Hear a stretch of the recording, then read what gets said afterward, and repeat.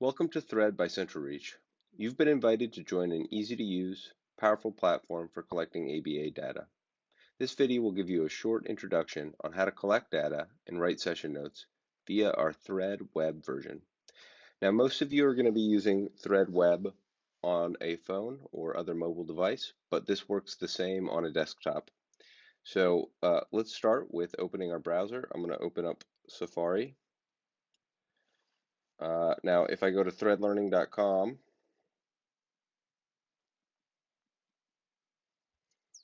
you go to our marketing page, and in the top right, there's a login link. So on mobile, we're just going to click there and log in. I'm going to use my Face ID to log in, and it loads up. Now, if you are an iPhone user and you want to add an app icon to your home screen, you can do it like this. So if you look at the little button down here, the download button or upload, you can go ahead and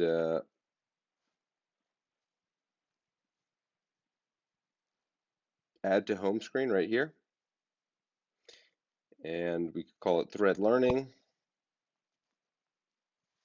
And we go ahead and add it. And now right there in the bottom right, we have the Thread Learning app. And anytime I click on that, it's going to pull open Thread Learning. You'll still need to log in, obviously, but that allows you to use it as if it's an app on your home screen. Now, if you're doing that on Android, what you'll want to do is instead of using Safari, so you can only do that if you're doing it with Safari on iPhone. If you're using an Android device, you'll do it using Chrome. So you'll click that the Chrome browser right here in the bottom, and you'll log in. And then in the top right of Chrome, there's a ... symbol, which is an overflow menu, and you'll go ahead and click that, and then you'll say Add to Home Screen, and that's how you add it on Android. So once again, for iOS, you're going to want to do it in Safari. If you're using an Android device, you'll want to do it in Chrome. So once you've done that, and we're going to go right back into Thread Learning right here, you can see your organization and your profile in the top right. If you want to go to your actual profile, you can view my profile. You can see I'm an instructor, and I have these students assigned to me. I can also edit my basic information, so user ID, mobile number, etc. Right here is our menu. So we have start session, session notes, and view charts. You can also click right here, and this is the question mark at the top. Kind of long press on it. Oops. And this is how you contact support. So we can say hi to Sue, and when she gets back to us, it'll pop right back up, and we can chat with Sue. This will also follow me if I'm also using an iPad at other times. If I log into the iPad, my support requests will follow me there. So we have kind of our kiddos. We can even go into start session, and now we're working with one particular kiddo. If you want to switch between Amanda and other people, you could put, Bob the Builder, for example, or we could switch to Brandon. At the top, you have behavior board information, and then you have session skills. And this works very similarly to our iPad. So you check the programs that you want to run. So I might want to put hitting and mans and tantruming in. And then for session note skills, I can put as many as I want. And they're all going into this blue drawer at the bottom. So you can see that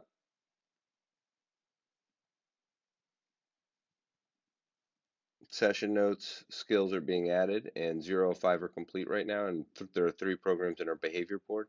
So if I click anywhere on that blue area now, it's going to draw up our work area. So if I want to go back and forth, I can do that by clicking the blue bar to open and close it. And so at the top we have, our frequency and duration information in Brandon's behavior board. So if I want to add hitting behavior, I click this button here. If I want to add mans, I can click this frequency counter. If I want to add tantrums, I can start it here. And when I stop, it's going to record 4 total seconds, 1 count.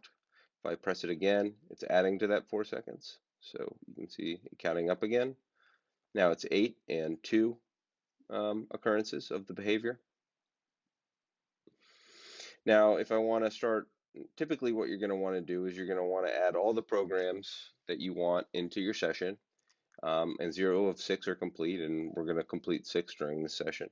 So for this first program right here, imitates gross motor actions, we're working on clap and stop. If I touch the targets, you can see exactly what they say.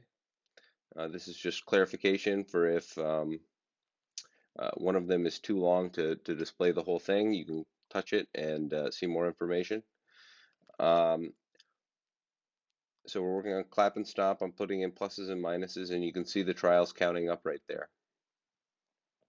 Now, this is a 20 trial program, and so when I get to the end, it's going to stop me and graph. So now the buttons are gray. That means that it's graphed it. The program is over, and you can see it's 12 out of 20 trials. So because this program is over, it says 1 of 6 complete.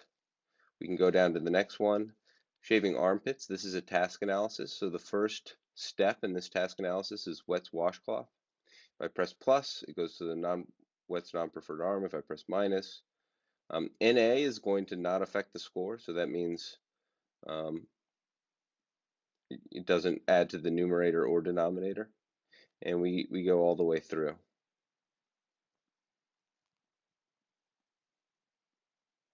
And once we're done, it says completed.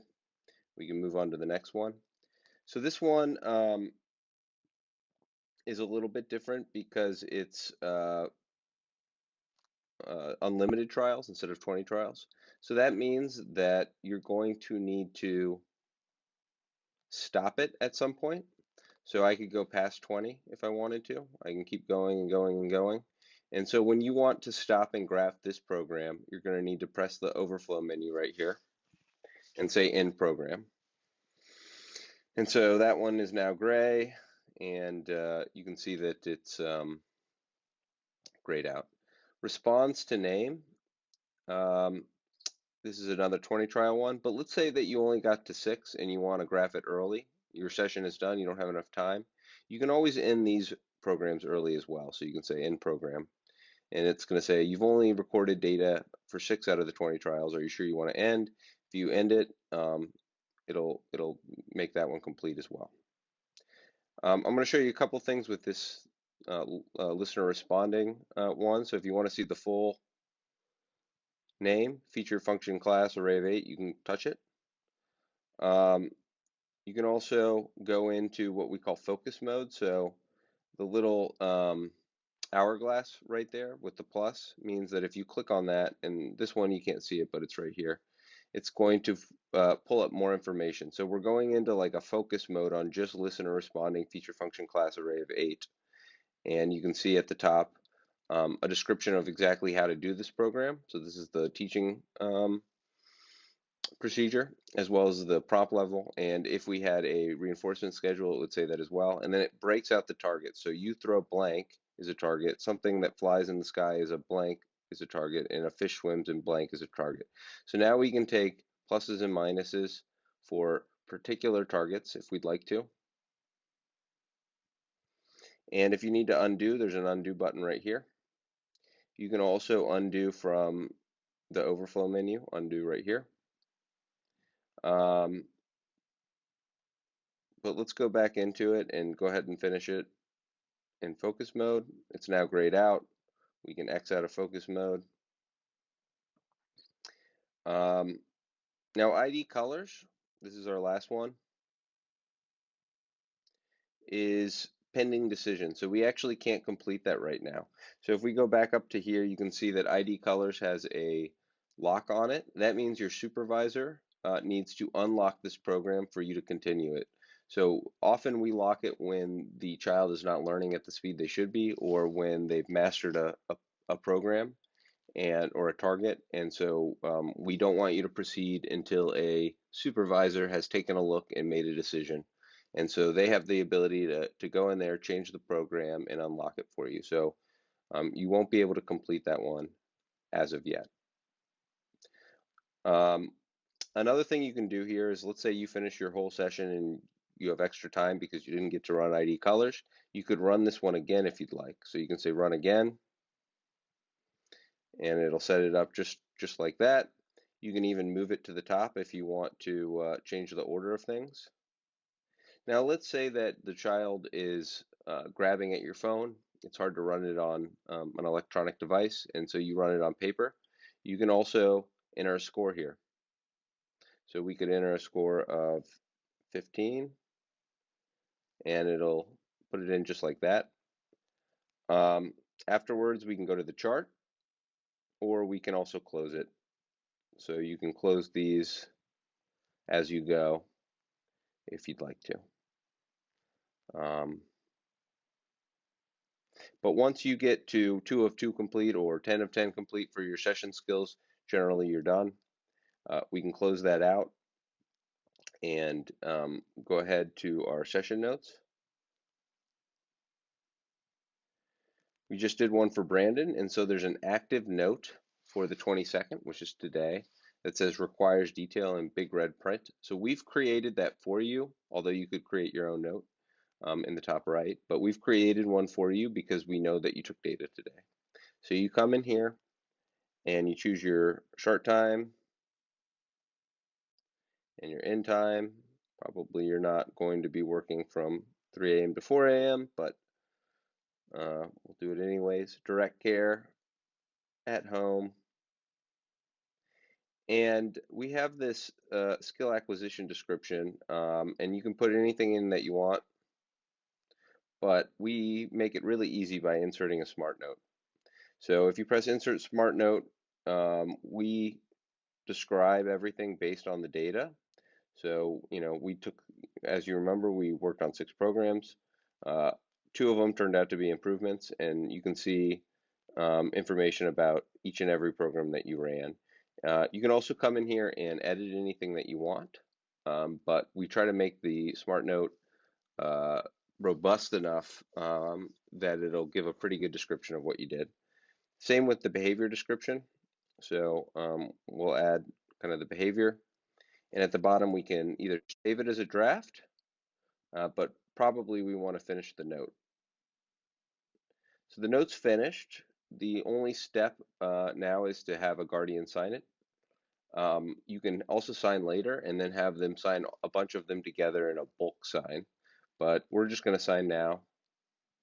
So you can see the full note with our skill acquisition description and behavior description, and they can come up here and draw or type their signature. So we can come right over here and see our submitted notes. So this was submitted on the 4th. Now, here are all the notes that we haven't completed. The ones that say required detail, you could also have that say, if you've completed it but it isn't signed, it'll say requires signature, and the bulk sign option, which is currently grayed out, will be there and available. So that's how you complete a session note. Your BCBA supervisors will be able to view your session notes, and admin and supervisors will be able to pull your session notes in a Word format for insurance companies and audits. That's it for Thread Learning and the process with the phone application or the phone web application. Hope you enjoyed.